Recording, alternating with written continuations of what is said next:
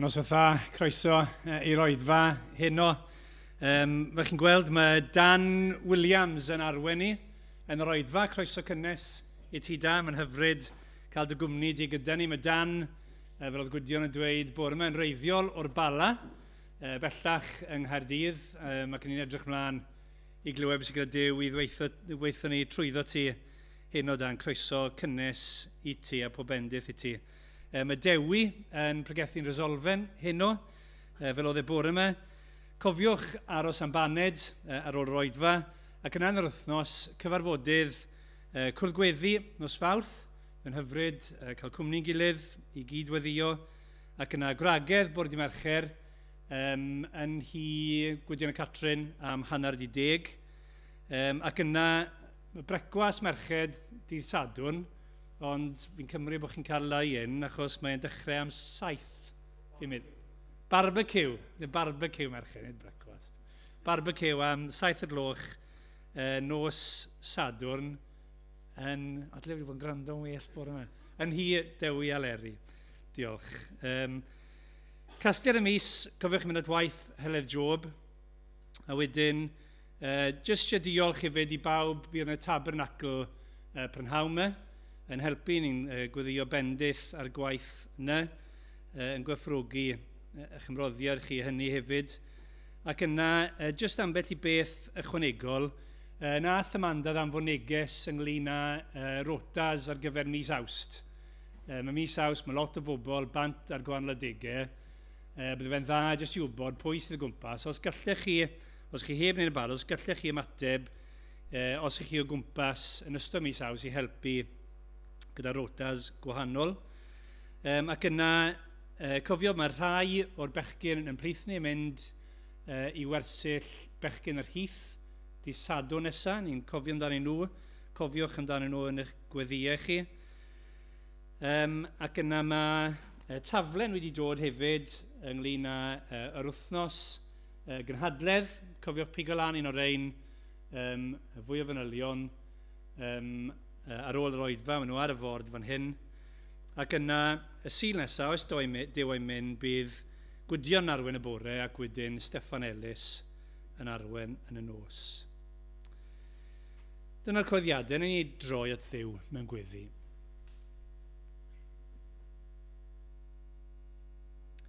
Adlwydd Dduw, ni yn diolch yn fawr i ti eto am y cyfle sydd gyda ni fel eglwys i ddod ynghyd i thaddoli di.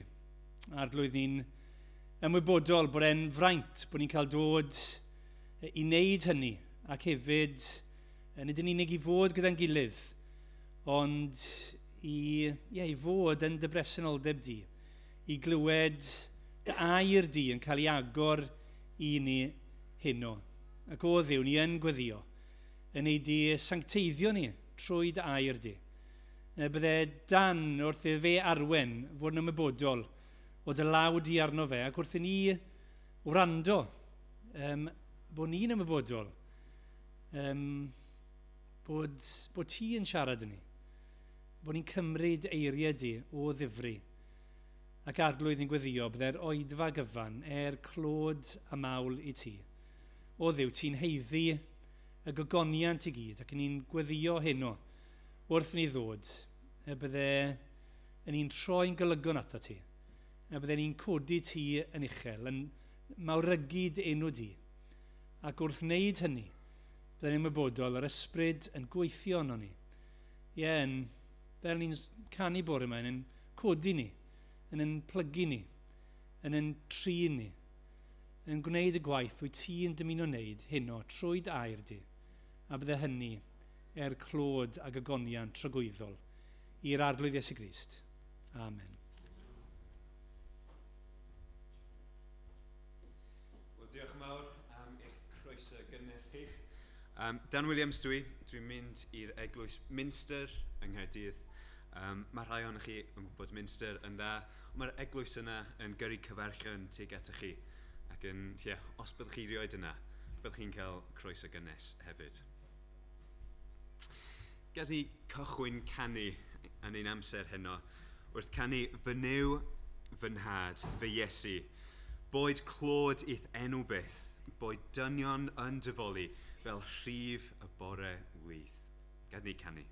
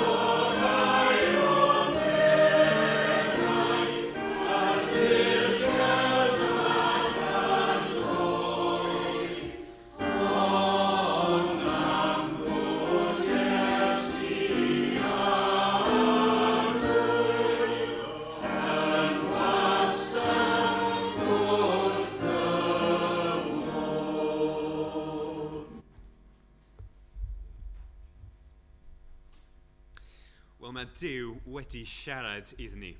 Mae'n siarad efo ni heddi. Mae'n neud trwy ei air. Dyn ni am troi yn y Beibl i'r Hen Testament, i Deuteronomium. Dyn ni wedi troi at pennod 10. Be sydd wedi ddigwydd fyny i'r pennod yma, i'r Iddewon? Wel, oedd nhw'n gaethweision yn yr Aifft am 400 mlynedd. Anfonodd Moses i'w achub gan dangos pŵer trwy'r 10 pla, trwy'r Môr Coch yn cael ei rannu hefyd. Ar ôl gadael yr Aifft, teithiodd yr Iddewon trwy'r anialwch, a dyna lle ydyn nhw rwan. Yna, mae Duw yn darparu ar y gyfer. Mae gen nhw mana a dŵr. Aeth Moses fyny y mynydd Sinai.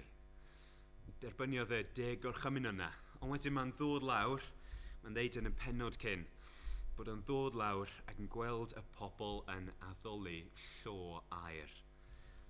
Mae'n torodd y 10 gorchymyn yna mewn ddicter. Mae'n arwain y pobl at ail ysgrifennu y 10 gorchymyn.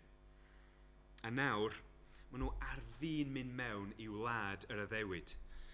Felly, mae Moses yn atgoffa y bobl i garu Duw ac i gadw ei orchmynion. Felly dyna lle ydyn ni. Gan ni ddarllen o adnod 12. Yn awr o Israel, beth mae'r arglwydd y Dduw yn ei ofyn gennyt? Dy fod yn ofni'r arglwydd y Dduw trwy rodio yn ei ffyrdd a'i garu, a gwasanaethu'r arglwydd y Dduw ath holl galon ac ath holl enaid. Dy fod hefyd yn cadw ei orchmynion a'i ddeddfau rwyf yn ei orcham i ti heddi, fel y byddai'n dda arnat.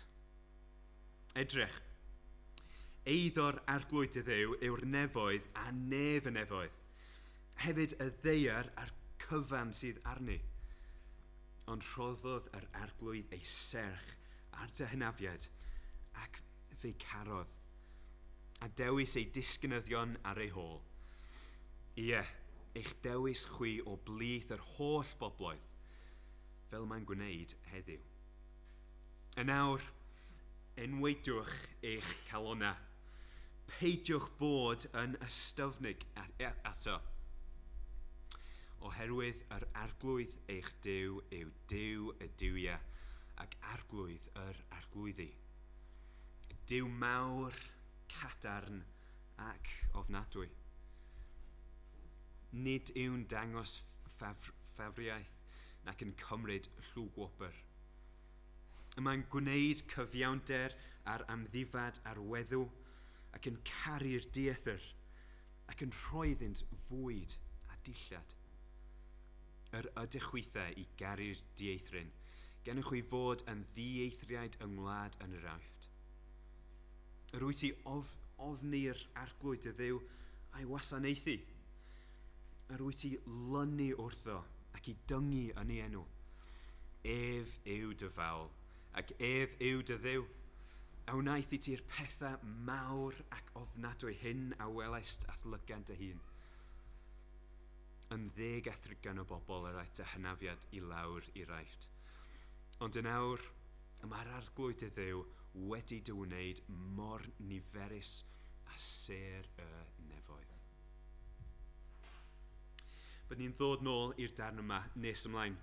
Bydd ni'n gweld y gwirioneddau yna i'r Iddewon a'r gwirioneddau sydd i ni hyd heddi. Cyn hynna, bydd ni'n gweddio eto, ac cyn hynna, bydd ni'n canu. I ti dymun nhw'n fyw o Iesu da, a'r lwybrau esmwyth oes, dan heilwen ha, neu os daw'r niwl i guddio'r wybren las, na ad i'm hofna atal gwaith dy ras. Gan ni sefyll a chynnig. Alleluia.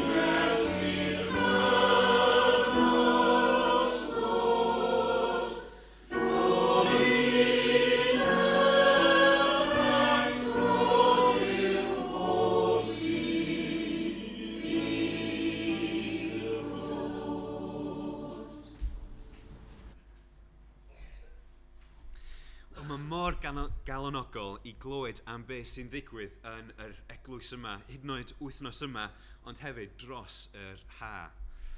Ond mae pethau yna i gyd yn cael ei wneud yn ofer os di Dduw ddim yn ddod yn cynlluniau ni ac yn bendithio nhw.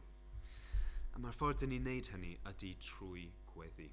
Felly, gad ni ddi weddio efo'n gilydd.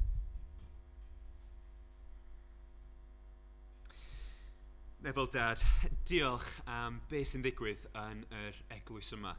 Diolch yn gyntaf bod ti yn bresennol. Arglwydd, diolch am dy ysbryd yn ddod lawr at ni yn y Pentecost a bod yn weithio hyd heddi. Arglwydd, diolch bod yr eglwysi i gyd yng Nghaerdydd, yng Nghymru, ledled y byd yn ymuno heddi i glodfori dy enw di. Diolch bod ni'n gallu wneud hyn. Diolch am dy ras sydd yn alluogi ni gweld pwy wyt ti a sut i ymateb i ti. Arglwydd, diolch am y brodyr a chwiorydd sydd yma yn gweithio. Arglwydd, diolch am sut ti'n defnyddio ni yn dy gynlluniau di. Arglwydd, bendithia pob amser dyn ni'n gweithio i ti. Bod hynna yn yr eglwys yma, neu bod hynna tu allan, pryd ni'n gweithio, pryd ni'n cyfarfod efo ffrindiau, be bynnag ni'n neud. Arglwydd, bendithia ein celonna ni. Arglwydd, diolch am y pobl sydd yn mynd at air di i llefydd eraill yn y byd. Diolch am y cenhadwyr sydd yn ffyddlon pob ddiwrnod, yn mynd allan i bobl sydd yn ddiethyr iddyn nhw. Mynd allan i bobl sydd angen clywed dy air di. Arglwydd, diolch am y pobl mae'r eglwys yma yn helpu, yn gyrru arian i. Arglwydd, bendithia nhw, defnyddia nhw am i ddod â pobl i wybod ti. Arglwydd, dyn ni'n gwybod bod y wlad yma yn mynd trwy gyfnod o newid ar hyn o bryd. Dyn ni'n gweld y pethau sydd yn ymni bod calonnau dynol yn fethu tro ar ôl tro ac wrth cael llywodraeth newydd. Arglwydd, dyn ni'n gwybod yn rhai pethau bydden nhw'n fethu.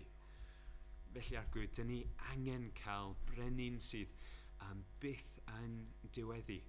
Arglwydd, diolch am dy fab. Diolch bod gennym ni brenin sydd yn mynd i parhau am fyth. Bod y deyrnas di wedi cael ei setio yn barod. Ac un ddiwrnod byddwn ni'n profi hynna yn ei llawnder. Ond arglwydd, bydd efo y pobl sydd yn ceisio arwain ni. Arglwydd, gad iddyn ni gweddio amdanyn nhw. Gad iddyn ni fod yn doeth yn sut dyn ni'n ymwneud efo'r pethau yma. Arglwydd, mae mor anodd wybod yn union sut i fod yn person yn wlad yma sydd yn sefyll fyny i gyfrifoldebau, sydd yn cymryd pethau arno ni. Ond arglwydd, ti sy'n gwybod. Felly, gad iddyn ni fod yn neud y pethau ti'n setio iddyn ni wneud. Arglwydd, diolch bod pethau da yn dy gynllun di iddyn ni wneud. Gad iddyn nhw darganfod be ydyn nhw hyd yn oed yn yr wythnos yma. Arglwydd, am y pethau sy'n digwydd dros yr haf, bydd efo ni. Am y canhadledd, arglwydd, diolch am y cynlluniau sydd wedi cael ei wneud yn barod, ond arglwydd, bydd yna yn bresennol yn dy ysbryd di. Bydd efo'r pobl sydd yn paratoi ar gyfer hynna. Rhod y ysbryd i ysbrydoli nhw i allu paratoi yn y ffordd gywir, bod nhw'n dibynnol arno ti, bod nhw ddim yn ceisio wneud pethau yn nerth eu hunan, ond yn ddod yn agos at y ti. Arglwydd, cod nhw ffynnu, gan nhw gweld y gwirionedd a gallu esbonio hynna dros yr haf. Arglwydd, diolch am y gwersylloedd. Diolch am beth sy'n ddigwydd hyd yn oed dydd Sadwrn yma. Arglwydd, bendithio nhw. Bydd yna cadw pobl yn ddiogel, ond gad nhw cael hwyl hefyd, bod nhw'n gallu mwynhau dy greadigaeth di, y ffrindiau sydd gen nhw, a'r pobl sydd yn gyfrifoldeb amdanyn nhw. Arglwydd, bydd efo nhw, gad iddyn nhw cael hwyl efo nhw, ond gallu pwyntio nhw, a bod ti'n agor llygyd. Arglwydd, os mae'r pobl yn mynd sydd ddim yn dynabod di, arglwydd, agor eu calonnau nhw.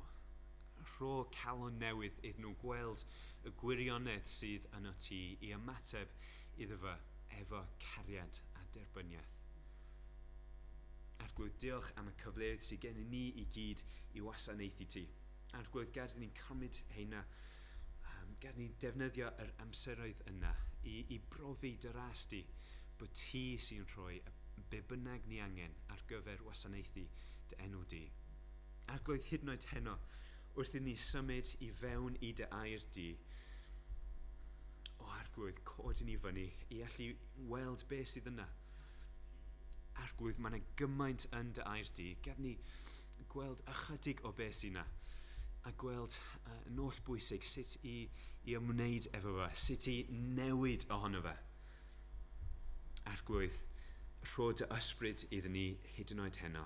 Os mae yna pobl yma sydd ddim yn nabod ti, arglwydd, agor nhw fyny i beth sydd yn dy air di. Diolch bod yr holl Beibl yn gwir. Arglwydd, diolch am be mae'r Hen Testament yn pwyntio ymlaen i Iesu Grist. Diolch am be mae wedi wneud iddyn ni. Bendithio ni wrth iddyn ni adael y lle yma, bod ni'n dal y pethau yma yn ein feddwl, bod ni'n cael ein calonogi gan y pethau yma, ac yn gadael yn oganeddu dy enw di yn unig. Arglwydd, ni'n ddiolchgar bod ni'n gallu gweddio yr holl pethau yma yn enw dy fab. Amen. Amen. Wel, cyn edrych ar y gair eto, byddwn ni'n canu os o syched arna fi, mentro arna fi. Gan ni sefyll a chanu eto.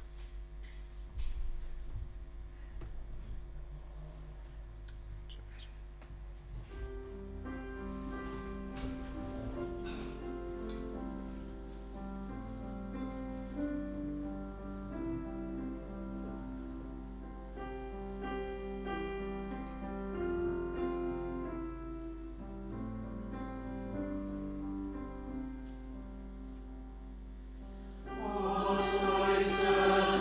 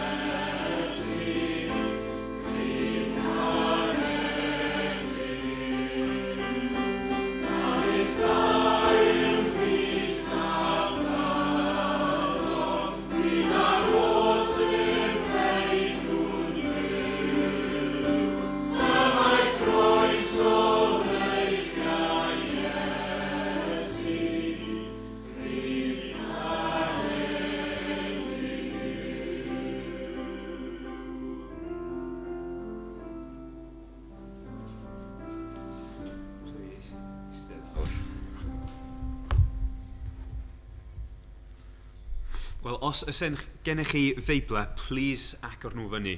Byddwch chi'n cael lot fwy allan o'r darn os byddwch chi.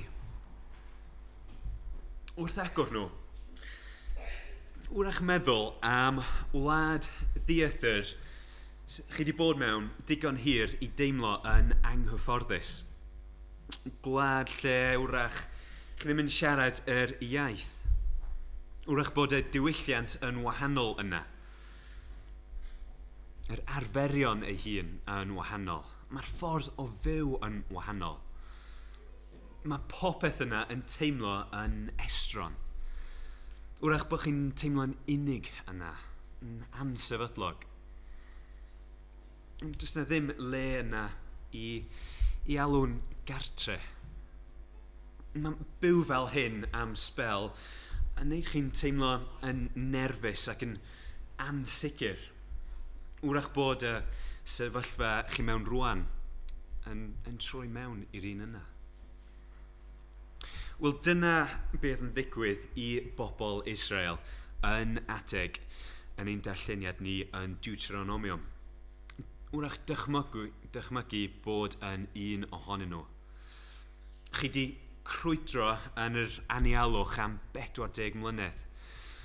Chi di gweld cenedlaethau newydd yn tyfu, rhai yn marw, rhai yn cael ei eni. Mae taith yn teimlo yn yr adeg yma yn di-ddiwedd. Chi'n byw mewn pabell, chi'n symud pob amser. O hyd yn edrych am y man nesaf, lle mae Duw yn ddeud wrthoch chi i aros. Mae'ch bywyd chi yn llawn ansicrwydd, yn llawn heriau. Chi'n gwybod bod gwlad yr Iddewig o'ch blaen chi, ond mae'r ffordd yna yn edrych fel mae'n ansicr, yn anodd, wrach yn aneglur. Wel, dyma lle mae Moses yn galw chi at eich gilydd. Chi wedi creu yr eilyn aur. Chi wedi plygu lawr ac addoli'r eilyn. Dyma Moses yn rhoi'r gorchmynion am yr ail tro. A rwan mae'n cychwyn egluro be mae Duw yn gofyn ohonych chi.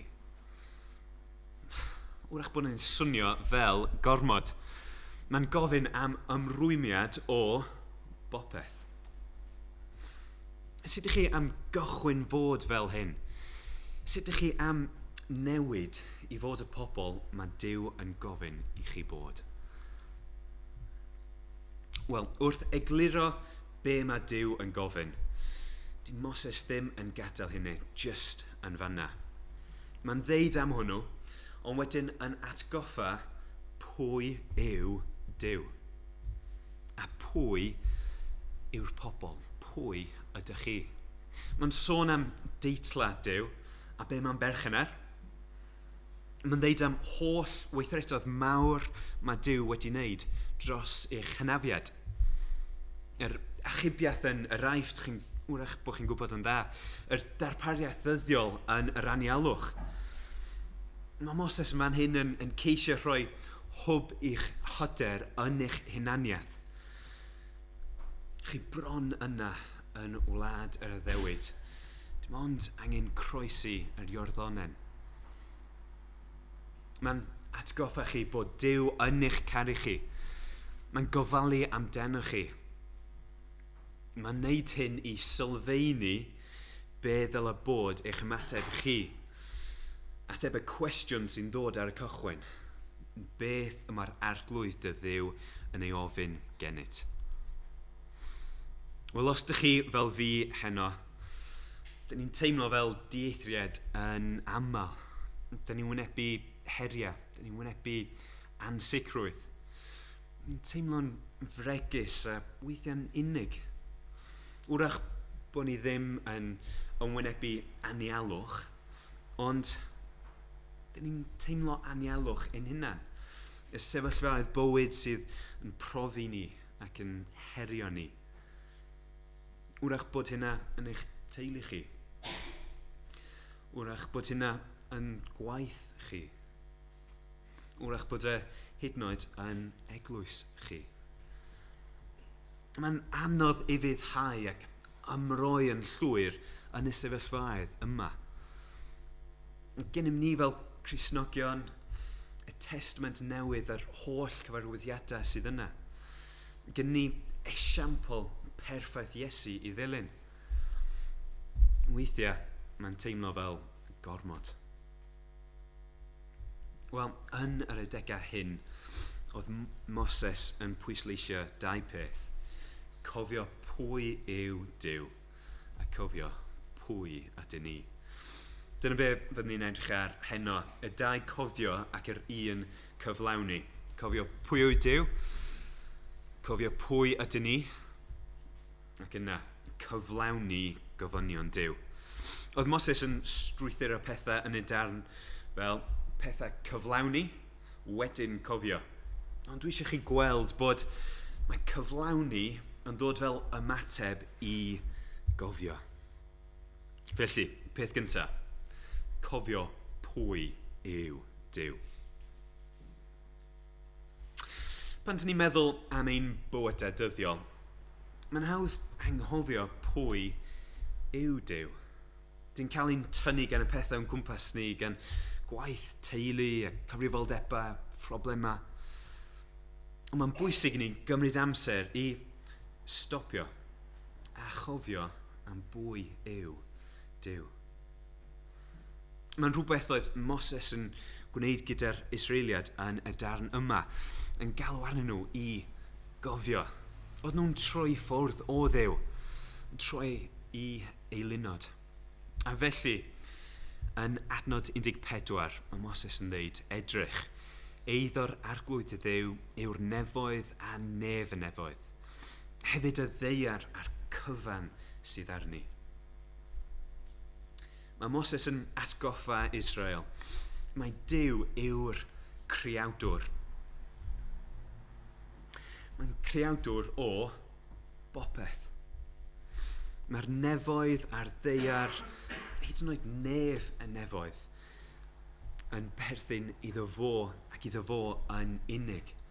Mae popeth oedd nhw'n gweld o gwmpas nhw. Y ser yn yr awyr, yr anialwch llydan oedd nhw fewn ac y mynyddoedd uchel yn y pen draw. Oedd nhw i gyd i cael eu greu gan dwylo Duw. Wrth iddyn nhw'n cofio, wrth iddyn nhw'n gweld mawredd Duw. Maen nhw'n gweld gallu Duw. Nid yn unig yw Duw yn berchen ar y nefoedd ar y ddeiar, ond mae'n Dduw cyfiawn a trigarog. Gweler yn adnodau 17 ac 18.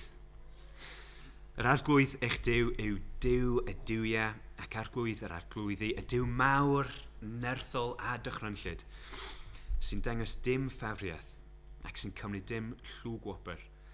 Mae'n gwneud cyfiawnder i'r amddifad a'r weddw ac yn caru'r dieithr gan rhoi bwyd a dillad iddo. Mae gan Duw natur gyfiawn. Mae'n gweld pob unigolyn yn hafal. Bu'n gwneud cyfiawnder i'r rhai sydd yn fregus. Dyma gwir cyfiawnder. Nid jyst torri lawr y drwg a'r pwerus. Nid jyst hwnna. Gwir cyfiawnder yw gweld a codi yr isel. Mae'r cyfiawnder byth yn ddod ar ben ei hun efo Duw. Mae'n cael ei ddilyn gan cariad. A dyw syniad Duw o rhain ddim just yn theoretical. Canlyniad y pethau yma yn Duw yn ymarferol. Ac mae'r pethau yma i gyd yn yr un lle ar y tudalen. Mae Duw yn mawr ac yn hafal. Mae'n cadarn ac yn gyfiawn. Mae'n ofnadwy, ond cariadus. A Duw mae'r pethau yma yn agos, yn un. Edrych ar adnod 21. ef yw dy fawl ac ef yw dy dduw. A wnaeth i ti'r pethau mawr ac ofnadwy hyn a welaist athlygad dy hun. Teilwng yw Duw o glod a fawl. Mae'n Duw sy'n gwneud pethau anhygoel. Gwelodd yr Israeliad yr pethau yma gyda llygad eu hunan. Gwel nhw pethau ofnadwy, y pla yn yr aifft. Gwel nhw pethau mawr fel y môr coch yn cael ei rannu. Gwel nhw'r cariad hefyd yn y manna oedd yn disgyn o'r nefoedd. Am nerth, am bwer mae Duw yn dangos. Felly, pwy yw Duw i'r Israeliad?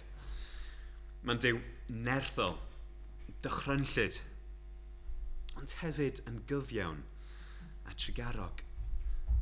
Mae'n rheoli popeth, ond yn gofalu am manylion bywyd bob dydd. Di Duw ddim yn bell i ffwrdd o'r Israeliad. Mae'n ddod yn agos ac yn bresennol yn ei bod e. Mae'n gweld y rhai sy'n mewn angen ac yn darparu ar ei gyfer. Felly, os oedd hynna yn Duw i'r Israeliad, pwy ydy Duw i ni? I ni heddi? Wel, mae union yr un peth. Duw yn ein creawdwr ni ac yn ein cynhaliwr ni. Mae'n Duw mawr, Duw nerthol, Duw anorchfygol. Mae'r bydysawd cyfan wedi cael ei greu gan ei ddwylo ef. Ond yn ogystal â'r pethau yna, mae'n Duw sydd yn gofalu am pob un ohonom ni. Mae'n gweld anghenion ni ac yn darparu ar ein cyfer. Mae'n gwneud cyfiawnder ac yn caru bobl hyd yn oed heddi. Mae'n dod yn glir ni trwy Iesu Grist. Trwy Iesu, dyn ni'n gweld cariad a thrigaredd Duw yn gyflawn. Dangos iddyn ni pwy yw Duw mewn ffyrdd gallwn ni ddeall pethau ymarferol. Pan oedd Iesu ar y ddaear, oedd yn gofalu am y tlodion. Oedd yn iachau'r claf. Oedd yn dod â gobaith i'r pobl yn y tywyllwch. Oedd ei fywyd ei hun yn darlun o gariad perffaith Duw. Nid oes gan neb gariad mwy na hyn, sef bod rhywun yn rhoi ei einioes dros ei gyfeillion. Bu farw Iesu dros ei bobl. Pam? Am iddyn nhw cael ei dderbyn gan y tad. Dyma ein Duw ni. Ond i'r cariad yna ddim jyst nod ar ben ei hun. Yn Hebread, mae'n ddeud am Iesu, hwn yw'r un a benododd Duw yn etifedd popeth. A'r un y gwnaeth y bydysawd drwyddo. Ef yw disgleirdeb gygoniant Duw, ac mae stamp ei sylwydd ef arno, ac mae'n cynnal popeth ar ei air nerthol. Ar ôl iddo gyflawni peredigaeth pechoda, eisteddodd ar ddyheilawr mawr rhwydi yn yr uchel. Dyna lle mae Iesu heddi, ar ddyheilawr tad yn y nefoedd, fo sydd yn teilwng o glod a mawl ni.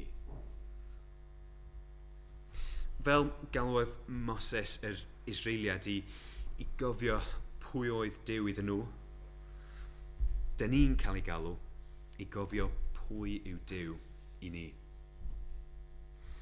Byddwn ni'n teimlo fel dieithriad yn y byd hwn. Byddwn ni'n teimlo'n fregus ac yn ansicr. Byddwn ni'n teimlo fel mae pethau'n gofyn gormod gennym ni. Ar yr adegau yna, edrych a cofio pwy yw Duw a cael cysur yn hwnna. Cofiwch ei fawredd, cofiwch ei gyfiawnder, cofiwch ei gariad. Mawr yw'r arglwydd mawr a rhyfedd, anchwiliadwy yw ei fawredd. Ni bu, nid oes, ni ddaw mewn unman, neb a all ei chwilio allan. Wrth symud ymlaen yn eich bywydau pob dydd, Comrwch yr amser yna i stopio ac i gofio pwy yw Duw. Drychwch ar ei fawredd yn y creadigaeth ei hun. Gweld ei gyfiawnder yn ei weithredoedd. Gweld ei gariad tuag at ei bobl. Cofio pwy yw Duw. Yn ail, cofio pwy ydyn ni. Di Moses ddim yn defnyddio diwnyddiaeth y lles ei hun. Mae'n datblygu y darna yna am pwy yw Duw i atgoffa yr Iddewon pwy ydyn nhw. Yn adnod 15, rhoddodd yr arglwydd ei serch ar dyhnafiad ac fe carodd, a dewis ei disgynyddion ar ei hôl. Ie, eich dewis chwi o blith yr holl bobloedd, fel y mae'n gwneud heddi. Mae'r Duw dyn ni'n ystyried yn ei holl bŵer, di ddewis yr Iddewon yn arbennig o blith o'r holl bobloedd. Nid oherwydd bod nhw'n fwy, neu bod nhw'n fwy gryf nag yr pobl eraill. Dim ond oherwydd fwriad dwyfol Duw. Dim ond oherwydd ei gariad. Dim ond ei trigaredd. Pwy oedd yr Iddewon ar adeg hon? Oeddent yn bobl ddewiswyd gan Dduw. Pwy oedd ei hynafiad? Abraham, Isaac, Jacob. Dangosodd Duw cariad atyn nhw. Cyfamododd Duw efo nhw. Rhoddodd Duw hunaniaeth unigryw iddynt fel pobl Duw. A galwodd Duw nhw i fewn wahanol i'r cenhedloedd o gwmpas. Oedd nhw i fod yn adlewyrchiad o gyfiawnder Duw yn y byd. Oedden nhw, y tri dwi wedi sôn am, tua 700 mlynedd cyn adeg Deuteronomium. Ond mae'n dweud bod Duw dal i ddewis yr Iddewon hyd yna. Mae'r dewis yna yn actif. Yn adnod 19, mae'n dweud, dylech garu'r ddiethyr hefyd, a roedd eich chi'n ddieithriad yn hir yr Iraifft. Cofiwch yr hanes fel ceithwysion yn yr Aifft. Cofiwch am waredigaeth Duw iddyn nhw. Dyn ni'n meddwl am pŵer a mawredd Duw yn y pethau yma. Ond oedd y pŵer yma ddim heb rheswm. Oedd y rheswm i ryddhau y bobl. I'r Iddewon yn yr anialwch at y gyma, bysa'r Exodus reit ar flaen ei feddwl, bod nhw'n cofio faint mor bwerus yw Duw iddyn nhw. A fel Cristnogion mae heno, dyn ni wedi profi yr un pŵer a'r un gras. Oedden ni unwaith yn bell o Dduw. Oedden ni'n ddieithriad i'w deyrnas ef. Ond trwy Iesu Grist, dyn ni wedi cael ddod yn agos tuag ato. Os yna ddim byd gallen ni wneud i ryddhau ein hunan o bechod a chanlyniad pechod sef marwolaeth. Oedd rhaid i Dduw cymryd y cam gyntaf. Os ydych chi yma heno, chi ddim yn gwybod y rhyddid yma. Mae ar gael i chi.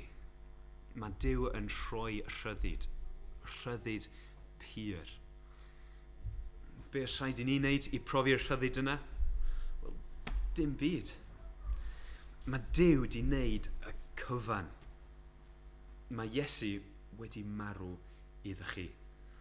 Mae dim ond angen credu ynddo. Bydd y rhyddid yma iddo chi.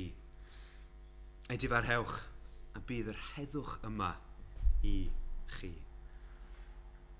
Os ydych chi wedi profi hwn yn barod, wel gwybod bod eich hunaniaeth wedi seilio yn Nuw. Diolch yn cael ei seilio yn eich weithredoedd chi, nid yn rhinweddau chi, nid yn hynafiad chi. Chi'n pobl Duw trwy gras a gras yn unig. Ac oherwydd hyn, mae'n hunaniaeth yn sicr. Fel oedd yr Iddewon wedi dewis o blith yr holl bobloedd, felly mae Duw wedi dewis ni. Dyn ni fel Gristnogion yn wahanol. Does yna ddim gwahaniaeth mwy na'r gwahaniaeth yna. Oedden ni'n dieithriad i Dduw, ond rwan, dyn ni'n blant iddo. Oedden ni'n perthyn i'r byd, rwan dyn ni'n dieithriad yma. Dyw'r profiad yna ddim yn hawdd. Iddewon di profi ymosodiadau a brwydrau. Dwi'n gwybod beth sydd yn ymosod arna chi, hyd yn oed heddi, wrach wythnos yma. Ond dwi yn gwybod bod Duw efo chi. A bydd Duw efo chi. Galwodd Moses i Israel edrych yn ôl ar y gyflawniad yr addewid i Abraham. Wrth edrych o'i gwmpas bod nhw'n gweld yr miloedd a'r filoedd, yr cyflawniad o'r addewid. Mor ffyddlon a mor hael oedd Duw iddyn nhw.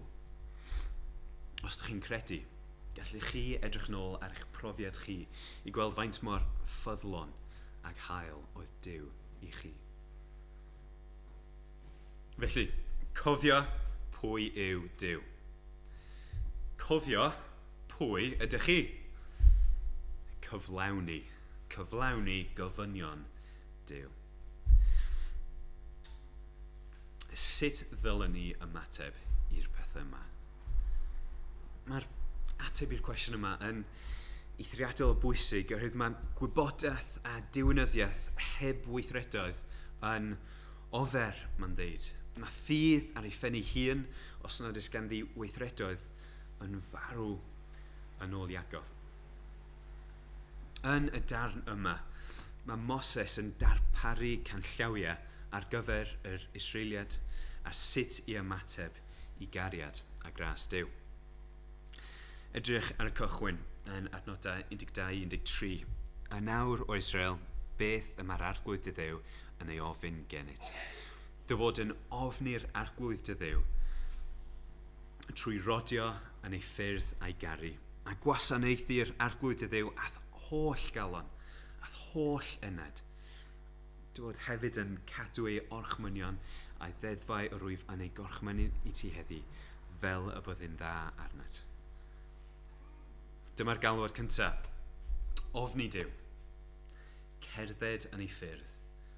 Ei garu, ei wasanaethu, a'n holl galon ac yn holl ened. Y peth cyntaf yna, nid yw ofni Duw yn golygu bod yn ofn yn yr ystyr negyddol. Mae'n golygu dangos parch, dangos balchder dros Dduw. Mae yna ymwybyddiaeth o'i fawredd a'n dibyniaeth arno ef. Mae caru Duw yn golygu rhoi ein holl calon iddo, yn rhydd o eilunod, yn rhydd o'r pethau sydd yn tynnu sylw.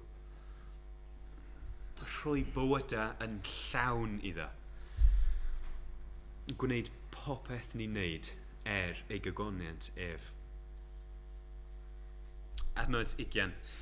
Ef yr wyt i'w addoli, ato ef yr wyt i lynu, ac yn ei enw ef yr wyt i dyngu lw. Ymrwymiad llwyr mae'r arglwydd yn gofyn. I lynu wrth Dduw, i lynu wrth o'n gryf ac yn agos. Caru ef, gwasanaethu efo popeth sydd gennym ni. Ac ei enw ef yw'r prif tardd o wirionedd. Yn ôl ef yn unig, ddylen ni seilio ein wirionedd ni. Wel, oedd yr Israeliad yn wneud y pethau yma i gyd trwy'r adeg. Weithiau, mi oedden nhw. Ond oedd y patrwm na. Oedd hanes yr Israeliad trwy'r Hen Testament i gyd i fewn i'r Testament Newydd yn llawn anufuddod, yn diffyg ffyddlondeb. Oedd angen barhaus arnyn nhw am faddeuant a gras. Ydy hynna'n swnio'n gyfarwydd i chi? dyn ni'n cael ein galw i union yr un pethau ac oedd yr Iddewon yn fan hyn. Faint ohono ni, dwi'n gwybod bod fi yn teimlo'n diffyg. Be am adnod 16, enweidwch eich calonnau. Wel, yn Colosiad mae'n sôn am hyn. Ynddo ef, sef Crist, hefyd yr enweidwyd arnoch ac enweidiad nad yw o waith llaw, ond yn hytrach yn ddiosg y corff cnawdol. Hon yw enweidiad Crist. Chi'n gweld bod yr enweidiad yma wedi ddigwydd.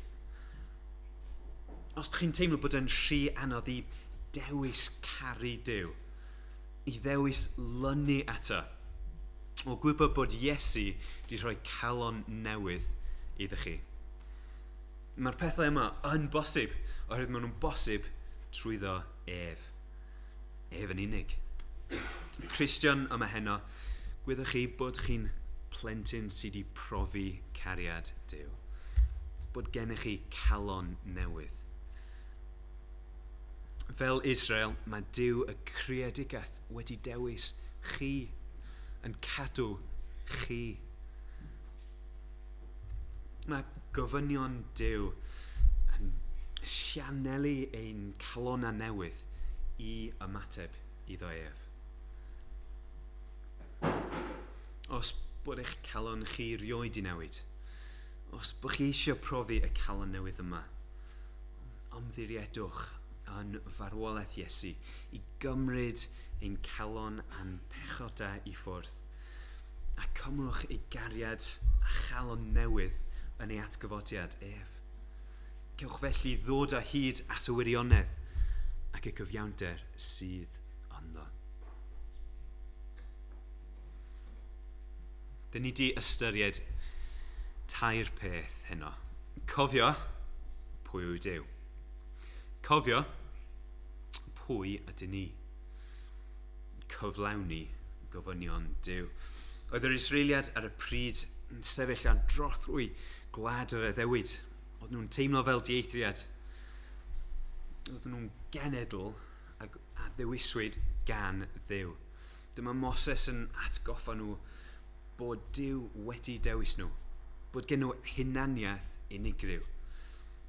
Ac oherwydd pethau yna, mae'n galwad i garu a cadw gorchmynion Dduw, a'i holl galon, a'i holl enaid. Mae Cristnogion heddi yn bobl sydd wedi cael ei ddewis gen Dduw hefyd. Dyn ni wedi profi ei gariad a'i ras. Mae'n hunaniaeth ni hefyd yn unigryw.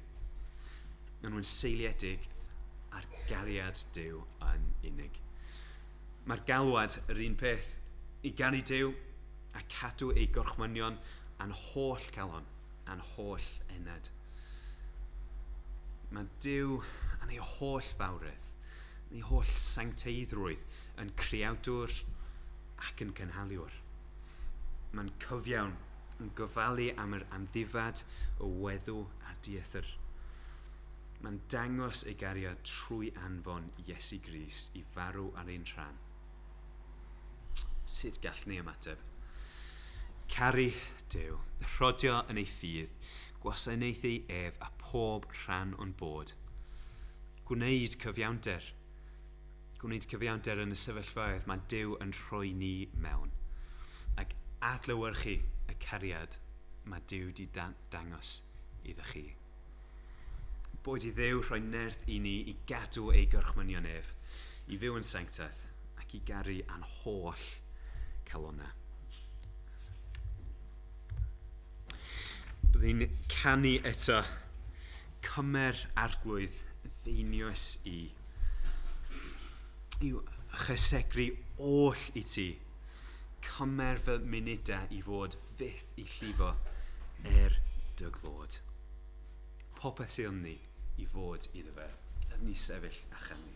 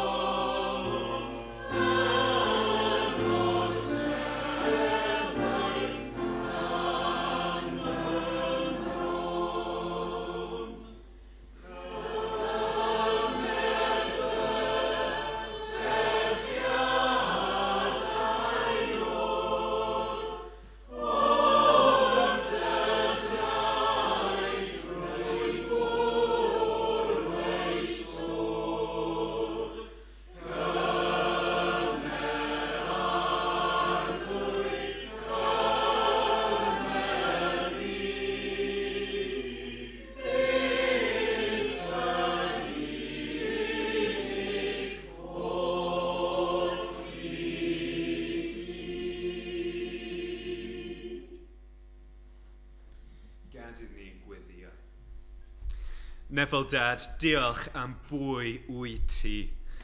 Diolch bod ti'n creawdwr ac yn cynhaliwr. Diolch am dy gyfiawnder di. Arglwydd, diolch am ein hunaniaeth ni. Arglwydd, gad iddyn ni cofio pwy ydyn ni.